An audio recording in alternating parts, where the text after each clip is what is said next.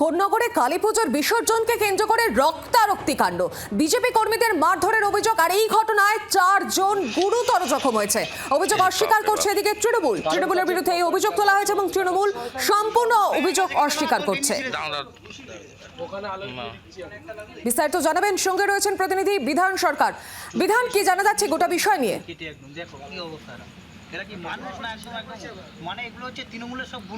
শোনা যাচ্ছে বিধান? আরেকবার আপনাদের জানাই, কোন্নগরে কালীপুজোর বিসর্জন চলছিল এবং সেখানে রক্তারক্তি কাণ্ড। বিজেপি কর্মীদের মারধরের অভিযোগ উঠছে তৃণমূলের বিরুদ্ধে, আর এই ঘটনায় গুরুতর জখম হয়েছেন 4 জন, আর সম্পূর্ণ অভিযোগ অস্বীকার করছে তৃণমূল।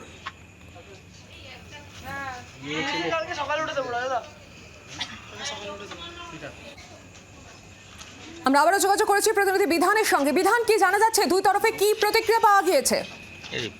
দেখো, বিজেপির পক্ষ থেকে যেটা অভিযোগ করা হচ্ছে যে গতকাল গভীর রাতে কালী প্রতিমা তারা বিসর্জন করতে গিয়েছিল একটি পাড়ার বারোয়ারি, এবং সেখানে স্থানীয় বিজেপির যারা নেতৃত্ব তারা ছিলেন, আকাশ রায় কোন্নগর মন্ডল সভাপতি, তিনি সেখানে উপস্থিত ছিলেন এবং তার পরিবারের সদস্যরাও ছিল। এবং যেটা অভিযোগ যে শাসক দলের কিছু লোকজন তাদের উপর হঠাৎই আক্রমণ করে, মারধর করা হয়, ইট দিয়ে মারা হয় এবং মহিলাদের পর্যন্ত মারধর করা হয়েছে, এমনটাই অভিযোগ। তাতে আহত হয়েছে প্রায় 4 জন, তাদের চিকিৎসা হয়েছে স্থানীয় হাসপাতালে। উত্তরপাড়া থানায় এই ঘটনায় কিন্তু অভিযোগ দায়ের হয়েছে এবং তৃণমূলের পক্ষ থেকে যেটা জানানো হচ্ছে যে এটা একটা পাড়ার ঝামেলা, এর মধ্যে রাজনীতির কোনো বিষয় নেই, বিজেপির পায়ের তলায় মাটি নেই, তাই যে কোনো গন্ডগোলকেই তারা রাজনৈতিক রং দিতে চাইছে। পুলিশ যেটা জানিয়েছে যে উত্তরপাড়া থানায় অভিযোগ দায়ের হয়েছে এবং আইনানুগ যে ব্যবস্থা, অর্থাৎ এই ঘটনা কিভাবে ঘটলো, কারা কারা এর পিছনে রয়েছে, গোটা বিষয়টাই খতিয়ে দেখা হচ্ছে। তুমি ধন্যবাদ বিধান।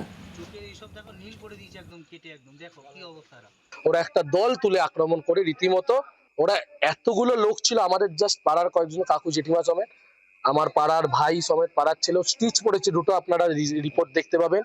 ওর ঘাড় ফাড় ছিঁড়ে দিয়েছে। আমার এক ছোট ভাই মাইনর ছেলে 14 বছর বয়স, পিঠ কামড়ে মাংস তুলে নিয়েছে। আর আমার তো দেখতে পাচ্ছেন অবস্থা।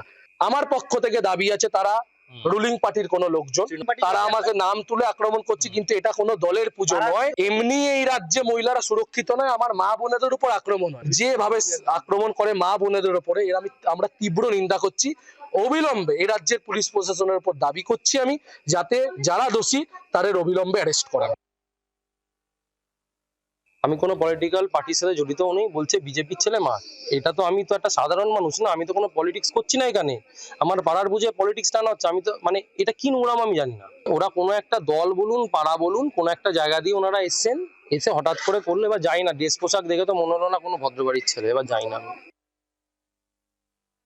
এখানে রাজনৈতিক রং লাগানো হচ্ছে, কারণ পাড়ায় এত পুজো হয়, কোনো পলিটিক্যাল দলের পুজো হয় না, পুজো হয় পাড়ার। এই গণ্ডগোল আমার ধারণা পাড়ারই কোনো গণ্ডগোল হবে, যেখানে পাড়ার ছেলেদের সাথে পাড়ার ছেলেদের গণ্ডগোল হয়েছে। এটাকে বিজেপি যেভাবে রাজনৈতিক রং লাগাবার চেষ্টা করছে।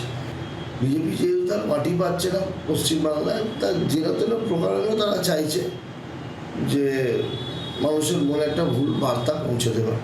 যেখানে যেখানে ঘটনা, সেই শকুন যেমন মরা খুঁজে বেড়ায়, ভাঙাড়ের দিকে চোখ থাকে, এদেরও চোখ আছে কোথায় গন্ডগোল হচ্ছে সেদিকে। যেখানে গন্ডগোল সেখানে তারা একটা রাজনৈতিক রং লাগাবার চেষ্টা করে। বিসর্জন হয়ে যখন উপরে উঠে আসছে, হঠাৎ করে অন্য একটি, সেটা তারা কারা আমরা জানি না, আকাশের গলা টিপে ধরে। বিজেপি কর্মী এটা দিয়ে শুরু হয়, এবং তারপরে যেই হয় পাড়া প্রতিবেশী ছিল, সেখানে তো আর বিজেপি কর্মীরা ছিল না। এবং আকাশের ভাইয়ের তো মাথায় স্টিচ পড়েছে দুটো, এবং আরেকজনের এতটাই তারা হিংস্র, তারা পিঠে কামড়ে দিয়েছে। এবার আমাদের প্রশ্ন হচ্ছে, এরা কারা? প্রতিমা বিসর্জন করতে গিয়ে এরা কারা? আর বিজেপি করলে প্রতিমা বিসর্জন করতে গিয়ে তার উপর আক্রমণ হবে, প্রশাসন কি করছে? যদি এইভাবে চলতে থাকে, আমরা বিজেপির পক্ষ থেকে এই কোন্নগর ফাঁড়ি বা কোন্নগর থানা ঘেরাও করতে বাধ্য হব। বাংলার আওয়াজ, বাঙালির আবেগ, জি 24 ঘন্টা।